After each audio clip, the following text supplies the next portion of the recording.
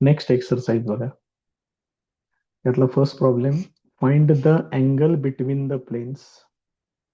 हे पहिल्या प्लेनचे इक्वेशन आणि हे दुसऱ्या प्लेनचे इक्वेशन. आता ह्या इक्वेशन मध्ये हा असतो n1 बार आणि इथं आहे n2 बार, म्हणजे त्यांचे नॉर्मल्स असतात या ठिकाणी. कोणत्याही दोन प्लेन मधला अँगल आणि त्यांच्या नॉर्मल मधला अँगल सेम असतो. पहिल्यांदा गिव्हन इक्वेशन्स लिहूया.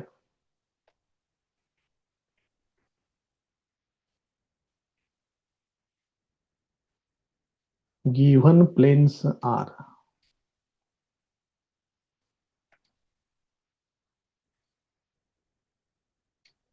R bar dot A bar plus J bar plus 2k bar is equal to 13 and r bar dot 2i bar minus j bar plus k bar is equal to 31. So comparing with r bar dot n bar is equal to d. याच्याशी जर तुम्ही compare केलं तर याच्यामध्ये तुम्हाला हे n बार म्हणजे त्या त्या प्लेनला असलेले जे नॉर्मल्स आहेत ते तुम्हाला मिळतील. n1 बार इक्वल टू पहिल्या प्लेनची normal i bar plus J bar plus 2k bar and n2 bar equal to 2i bar minus J bar plus के बार. आता ह्या दोन प्लेन्स मधला अँगल त्यांनी विचारलेला आहे. याचं बेसिक लक्षात ठेवा. Angle between any two planes is equal to angle between their normals. तर कोणत्याही दोन प्लेन्स मधला अँगल आणि त्यांच्या नॉर्मल्स मधला अँगल हा सेम असतो. मग अँगल थीटा कन्सिडर करूया. Let theta equal to acute angle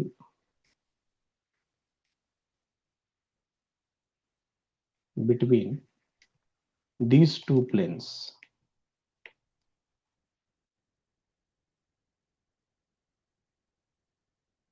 Therefore, cos theta equal to mod n1 bar dot n2 bar divided by mod n1 bar into mod n2 bar. Dot प्रोडक्टची definition याच्यामध्ये use करावी लागेल. आता या सगळ्या values find out करून घेऊया. n1 bar dot n2 bar is equal to n1 bar आहे i bar plus J bar plus 2k bar dot n2 बार आहे 2i bar minus J bar plus के बार. याचं सिम्प्लिफिकेशन 1 इंटू 2 म्हणजे ते येणार 2, 1 into minus 1 म्हणजे -1, 2 into 1 म्हणजे plus 2 येणार आहे 3. ही त्याची व्हॅल्यू येईल. त्याच्यानंतर मॉड n1 बार म्हणजे पहिल्याची मॅग्निट्यूड स्क्वेअर रूट ऑफ काय करणार इथं 1 चा स्क्वेअर प्लस 1 चा स्क्वेअर प्लस 2 चा स्क्वेअर. हे होणार रूट मध्ये 6 येणारच. त्यानंतर mod n2 bar this is equal to square root मध्ये 2 चा स्क्वेअर प्लस -1 चा स्क्वेअर प्लस 1 चा स्क्वेअर हे पण किती होणार, रूट मध्ये 6 येणार. आता या व्हॅल्यूज या इक्वेशन मध्ये वापरायचे. Therefore cos theta equal to mod मध्ये n1 बार डॉट n2 बार ते आहे 3 डिव्हायडेड बाय मध्ये √6 इंटू √6 हे असेल.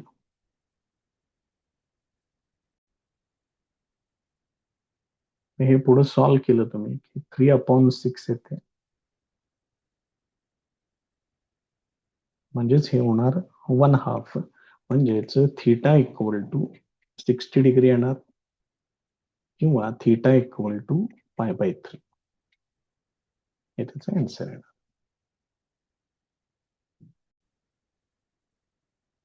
नेक्स्ट प्रॉब्लेम बघा. Find the acute angle between the line. हे लाईनचं इक्वेशन आहे. खरं तर इथं असं पाहिजे, आर बार इक्वल टू, हे करेक्ट होईल, अँड द प्लेन, हे प्लेनचं इक्वेशन आहे. मग बघूया काय काय दिले तिने त्या ठिकाणी. Equation of line is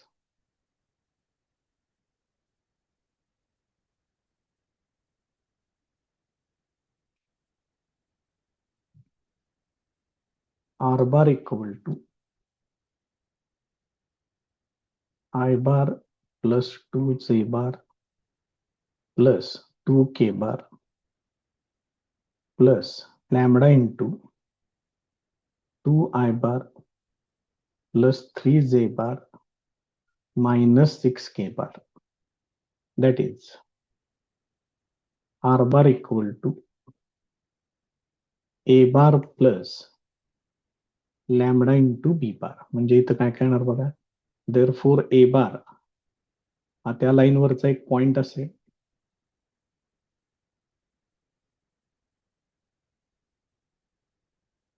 and B bar equal to त्या लाईनला पॅरलल असणारा हा वेक्टर आहे 2I bar plus 3J bar minus 6K बार. आता प्लेनचं इक्वेशन तिने दिलेलं आहे, ते पण लिहून घेऊ. Equation of plane is R bar dot N bar, ह्याच्याशी कम्पेअर करायचं मला. R bar dot 2I bar minus J bar plus K bar equal to 0. That is R bar dot n bar equal to D. Therefore, n bar equal to, ह्याच्यावरून तुम्हाला n bar म्हणजे त्या प्लेनला जो normal आहे, line normal आहे, ते मिळेल तुम्हाला. या गोष्टी आपल्याला इथं मिळालेल्या आहेत. Now angle between theta consider करतोय मी इथं. If theta equal to acute angle between this line and plane.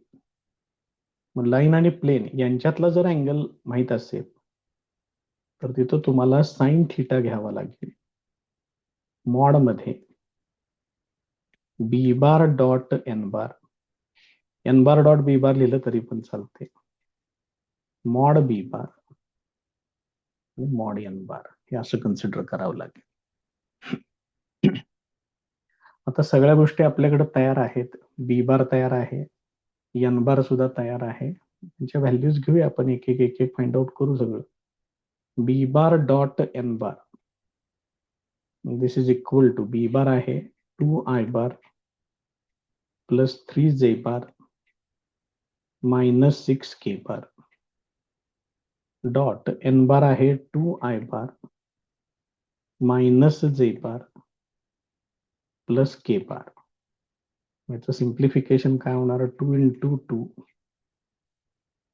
Plus 3 into minus 1 प्लस मायनस 6 इंटू 1. हे total simplification this is equal to इथे येणार 4, हे -3 -6 म्हणजे हे -9 होणार. 4 - 9 म्हणजे हे येणार -5 येणार. त्याच्यानंतर या दोघांच्याही मॉड व्हॅल्यूज पाहिजेत मला.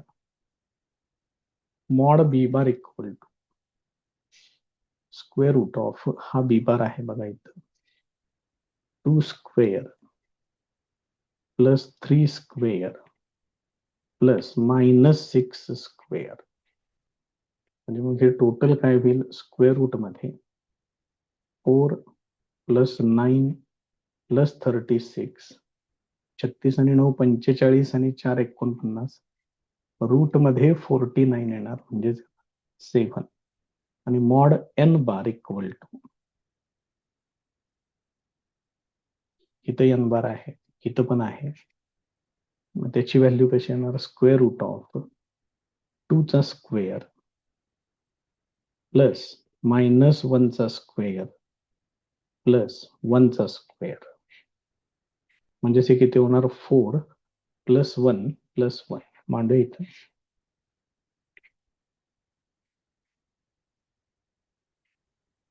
म्हणजे हे येणार आहे रूट मध्ये 6 येणार. आता ही व्हॅल्यू या साइन थिटाच्या इक्वेशन मध्ये, इथं इक्वेशन नंबर 1 लिहू पाहिजे असलं तर या इक्वेशन 1 मध्ये हे वापरूया. Therefore sine theta is equal to mod मध्ये B bar dot N bar, ते येणार -5 divided by mod B bar, ते आहे 7 आणि मॉड एन बार ते आहे √6. त्यामुळे याचं सिम्प्लिफिकेशन 5/7 √6 होणार. मग याच्यावरून थीटा फाइंड आउट करा. Therefore theta equal to sine inverse of 5 divided by 7 √6 असा अँगल त्या ठिकाणी येईल.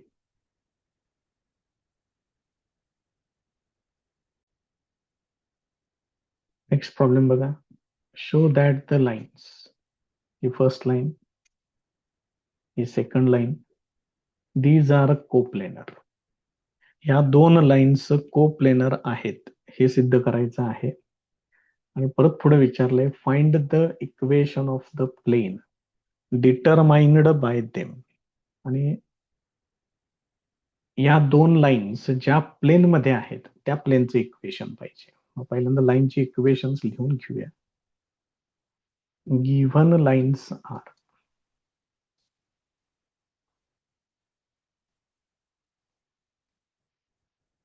पहिली लाईन आहे R bar equal to 2 bar -3 bar plus lambda into I bar plus 2 bar plus 3 bar. And दुसऱ्या लाईनचं इक्वेशन आहे R bar equal to 2 bar plus 6 bar plus 3 bar plus mu into 2 bar plus 3 bar plus 4 bar. Comparing with, पहिल्यांदा याला compare करून घेऊया, ह्याच्यातून आपल्याला काही टर्म्स मिळतील.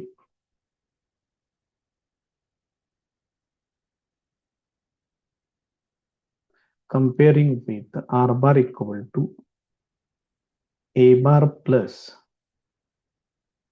Lambda into B bar. काय करणार बघा, पहिला इथं ए बार मिळेल, पहिल्या लाईन वरचा पॉइंट, त्याचा position vector A1 bar equal to 2 bar -3 bar. त्याच्यानंतर B1 bar equal to I bar plus 2 bar plus 3 bar. दुसऱ्या लाईनच्या इक्वेशन वरून A2 bar equal to 2 bar plus 6 bar plus 3 bar. आणि B2 bar equal to 2 bar plus 3j bar plus 4k bar अशा values मला मिळतील. Now these two lines are coplanar if त्याची condition आहे ती कंडिशन घेऊया.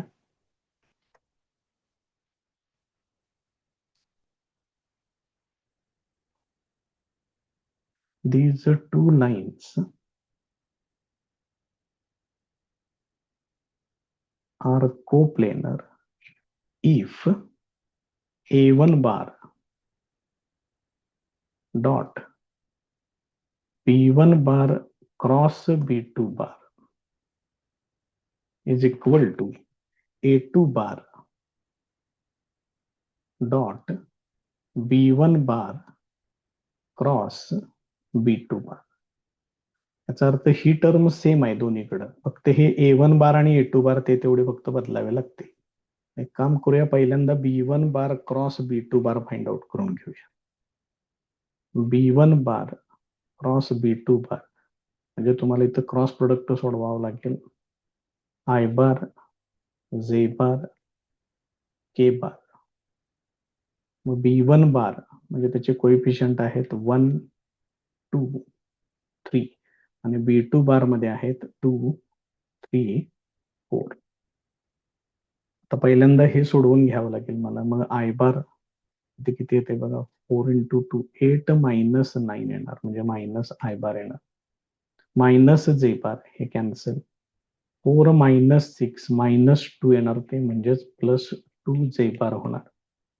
K बार साठी काय होते बघा, 3 - 4 मायनस K बार हे असेल. आता ह्या B1 बार क्रॉस B2 बारला एकदा A1 बारनं डॉट प्रोडक्ट घ्यायचा, एकदा A2 बारनं डॉट प्रोडक्ट घ्यायचं आणि ते इक्वल येतात का फक्त चेक करायचं. A1 bar dot B1 bar cross B2 बार. मग A1 बार आहे 2J bar minus 3K bar dot minus I bar plus 2J bar minus K bar. आता याचं सिम्प्लिफिकेशन बघूया काय होते ते. So this is equal to I बारची term तरी नाहीच आहे पहिल्या ठिकाणी, म्हणजे 0 × -1 येणार प्लस 2 × 2 येणार plus -3 × -1. This is equal to, हे 0 आहे, हे 4 प्लस 3 म्हणजे इथे येणार 7 येणार आणि A2 bar dot B1 bar cross B2 bar is equal to A2 bar साठी 2I bar plus 6J bar plus 3K bar dot B1 bar cross B2 bar ते आहे minus I bar plus 2J bar minus K bar हे असेल. आता हा dot product आपल्याला सोडवायचा आहे. ते किती येणार, 2 -1 6 × 2 प्लस 3 × -1. मग याचं सिम्प्लिफिकेशन बघा, -2 प्लस 12 -3 याचं पण सोडून 12 - 5 म्हणजे हे पण 7च येते. मग ही टर्म बघा आणि ही term. Therefore A1 bar dot B1 bar cross B2 bar is equal to A2 bar dot B1 bar cross B2 bar. ही जर कंडिशन प्रूव्ह झाली तर तुम्ही इथे लिहू शकताय, therefore these two lines are coplanar. त्यामुळे ही एक कंडिशन त्या ठिकाणी व्हेरीफाय होईल आणि ह्या दोन लाईन्स ज्या प्लेन मध्ये असतील त्या प्लेनचं इक्वेशन. नाउ इक्वेशन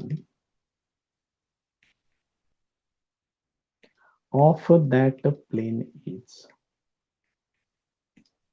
त्याच्यासाठी काय करायचंय बघा, हे जे प्ले घ्या, हे जे A1 बार आहे त्याला फक्त मी काढून तिथं जनरल पॉइंट लिहितोय, आर बार लिहितोय. R bar dot B1 bar cross B2 bar is equal to A2 bar dot B1 bar cross B2 bar. त्याच्यातलं B1 बार क्रॉस B2 बार हे तेवढं बघून घ्या काय आहे ते. इथं आहे बघा, minus I bar plus 2J bar minus K bar, minus I bar plus 2J bar minus K bar. आणि हा जो प्रोडक्ट आहे तो दोन्ही ठिकाणी 7 झालेला आहे, इक्वल टू 7. हे त्याचं equation.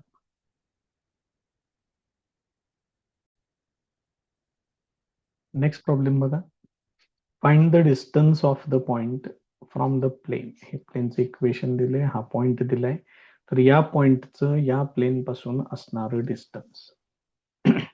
assume that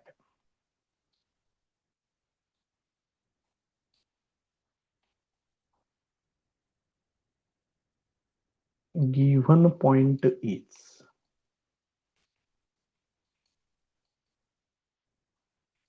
A of A bar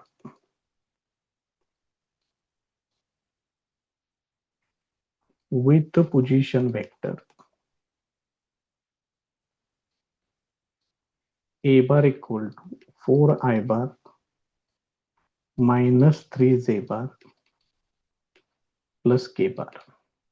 त्यानंतर equation of plane is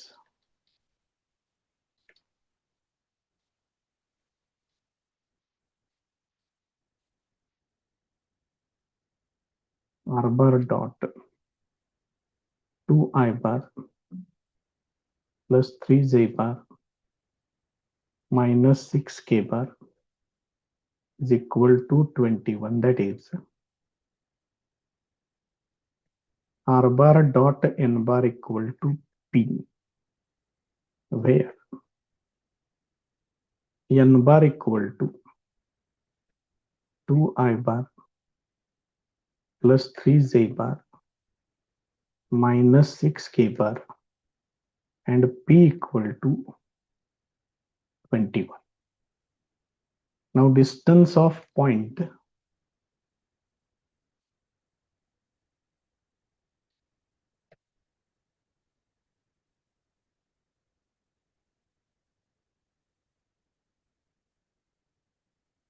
A of A bar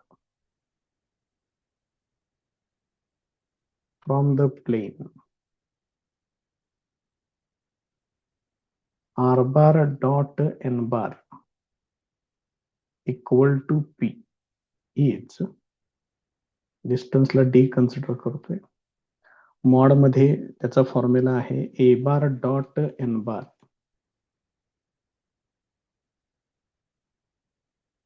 minus P divided by mod मध्ये N bar. हे तुम्ही असं लिहिलं तरी चालतंय.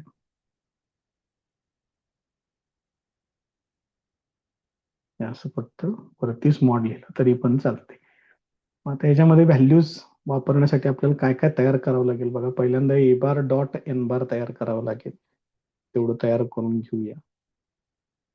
A bar dot N bar equal to A bar आहे 4I bar minus 3J bar plus K bar dot N bar आहे 2I bar plus 3J bar minus 6K बार. जैसे काय होईल बघा, 4 into 2 plus minus 3 into 3 plus 1 into -6 हे असेल. मग याचं सिम्प्लिफिकेशन,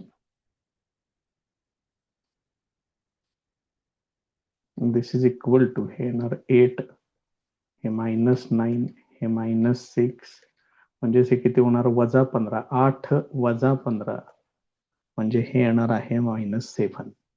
त्याच्यानंतर आता काय बाकीचं मॉड n बार एक लागेल मला, त्याची एक व्हॅल्यू काढून घेऊया. Mod n bar equal to square root of, इथे n बार आहे त्याचा स्क्वेअर करायचा आहे, 2 स्क्वेअर प्लस 3 स्क्वेअर -6चा स्क्वेअर, म्हणजे असे टोटल किती होते बघा आता, 4, ते येणार 9, त्यानंतर हे येणार 36, 36 आणि 9 45 आणि 4 49, √49 येणार, म्हणजेच हे पण येणार 7. देअरफोर आता याच्यामध्ये त्या व्हॅल्यूज सगळ्या वापरूया. पी ची व्हॅल्यू 21 आहे, एवढं फक्त लक्षात ठेवा. बघा येत आहे ते, तेवढं इथं पी च्या ठिकाणी वापरायचं आहे. Therefore D equal to mod मध्ये A bar dot N bar, ते आहे -7, पी ची व्हॅल्यू आहे 21 divided by mod N bar आहे 7, म्हणजे हे किती होणार पहिल्यांदा -28 डिव्हायडेड बाय 7, म्हणजे मॉड मध्ये -4 येईल, म्हणजेच डी इक्वल टू 4. तर त्याचं डिस्टन्स जे आहे ते एवढं येईल.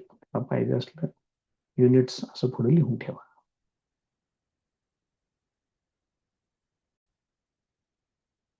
नेक्स्ट प्रॉब्लेम बघा. Find the distance of the point 1 1 -1 from the plane. हे प्लेनचं इक्वेशन त्यांनी कार्टेशियन फॉर्म मध्ये दिलेलं आहे. बघूया, याचा डायरेक्ट फॉर्म्युला आहे distance of point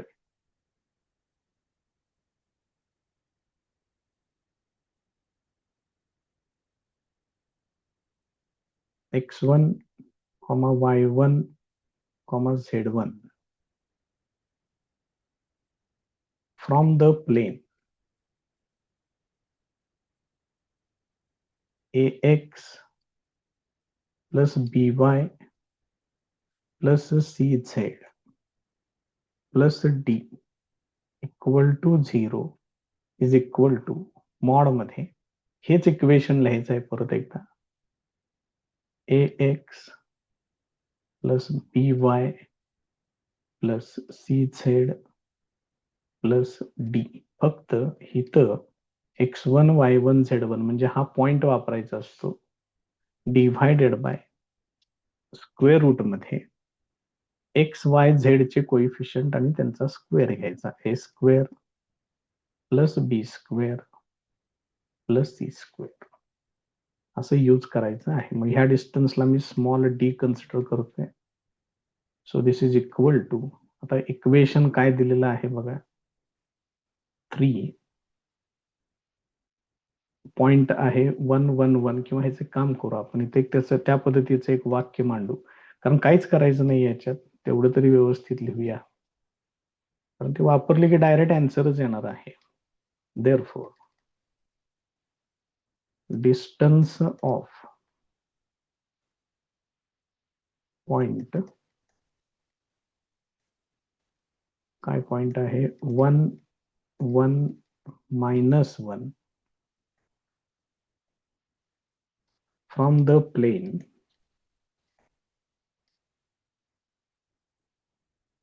(3x plus 4y minus 12z plus 20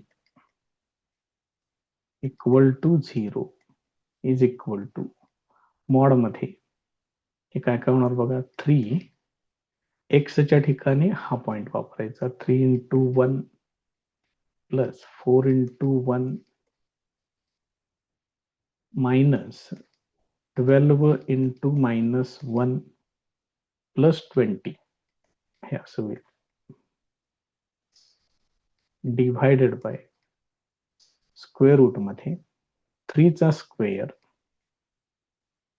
plus 4चा स्क्वेअर प्लस -12चा स्क्वेअर. तर हे एवढं सोडवायचं. मग आता इकडं मी आता लिहितं डी लिहितोय डिस्टन्स साठी. मॉड मध्ये इथं काय काय येणार बघा. पहिल्यांदा येणार 3 plus 4 plus 12 plus 20 divided by square root of 3चा स्क्वेअर येणार 9, 4चा स्क्वेअर येणार 16 आणि 12चा स्क्वेअर येणार 144. तर हे सिम्प्लिफाय करा आणि सोडवून बघा काय आन्सर येते त्याचं. Therefore small d equal to किती होते 20, 32, 36 आणि 39. 39 हे किती होते बघा 144 आणि 6, 150 आणि 10, 160 आणि 9, 169 येते. म्हणजे हे किती होणार 39 डिव्हायडेड बाय 169चं स्क्वेअर रूट ते येणार 13. 13चा पाढा बघा 13 त्रिक 39. D equal to 3 units. हे त्याचं फायनल आन्सर आहे.